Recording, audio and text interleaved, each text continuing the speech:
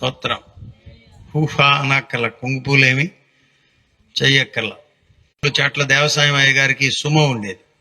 ఆ సుమోకు మైక్ కట్టి బెతేల్ మహాసభలు నిడుమోలు అని వినబడుతుంది. అందులో దేవసాయం అయ్య గారి స్వరం వినబడుతుంది. ఇదేంట్రా రికార్డు పెడితే ఎవరితోనన్నా ఏ పాస్టర్ గారితోనో లేకపోతే పిల్లలతోనో లేకపోతే ప్రొఫెషనల్గానో చేయించాలి, కానీ అయ్యగారే చేసేసారా రికార్డు అనుకున్నాను నేను. అక్కడ కూచిపూడి సెంటర్లో కాసేపు అటు తీసుకెళ్ళి అటు పెట్టాడు, ఇంకా వినబడుతుంది.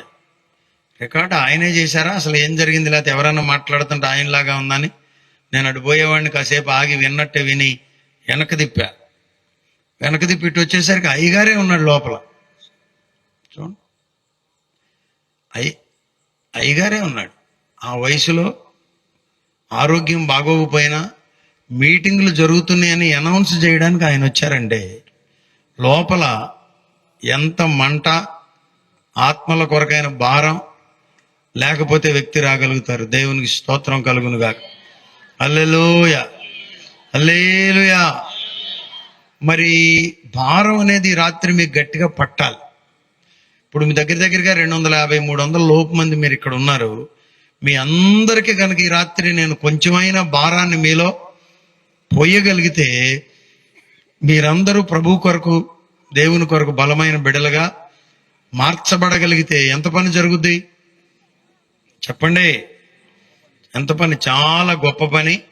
ఇప్పుడు ఈ పిల్లలు ఉన్నారు, హై స్కూల్కి వెళ్తారు, రేపటి నుంచి స్కూల్లోకి వెళ్తారు. మన కరుణ ఏం చేసింది, మెల్లగా మన తబిత కరుణాని ప్రభువులోకి నడిపించింది. 8వ తరగతిలో కరుణాని ప్రభువులోకి నడిపించి. కరుణాని తెలుసా, జగదీష్ అన్నయ్య వస్తాడు కదా, జగదీష్ వాళ్ళ చిన్నమ్మ, అమ్మ చెల్లెలు. అప్పుడు ఆ బిడ్డ ఒక్కటే వచ్చేది. ఆ నాన్నగారు కొంచెం కష్టం, పాస్టర్ గారు వద్దులేండి మాకు లేదది అనేవాడు ఆయన పొలైట్గా. ఒకానొక సందర్భంలో అయితే వద్దులేండి అని గట్టిగానే చెప్పారు. అయినా మేమేం మానలా గృహాన్ని దర్శించడం. కాలక్రమేణా ఏం జరిగింది, ఇప్పుడు వాళ్లే ప్రభువులోకి వచ్చేశారు. వాళ్ళ కరుణ వాళ్ళ అక్క ప్రభువులోకి వచ్చారు, కరుణ వాళ్ళ తల్లిదండ్రుల ప్రభువులోకి వచ్చారు, కరుణ వాళ్ళ అన్నయ్య రక్షణ పొందాడు, కరుణకు పుట్టిన బిడ్డల రక్షణలోకి వచ్చారు. వాళ్ళ అక్క బిడ్డలు ఒక్క విత్తనం మీరు వేస్తే చాలు, ఏమవుతుందో తెలుసా, మొత్తం ఒక్క బిడ్డనే. వీళ్ళని డిగ్రీ కాలేజీ పంపిస్తే వాళ్ళలాగా వీళ్ళు తయారవుతున్నారు, కానీ వీళ్ళలాగా వాళ్ళని తయారు చేయట్లా. అంతేనమ్మా? ఒక్క బిడ్డను డిగ్రీ కాలేజీలో నుంచి మీరు ప్రభువులోకి తేలేరా?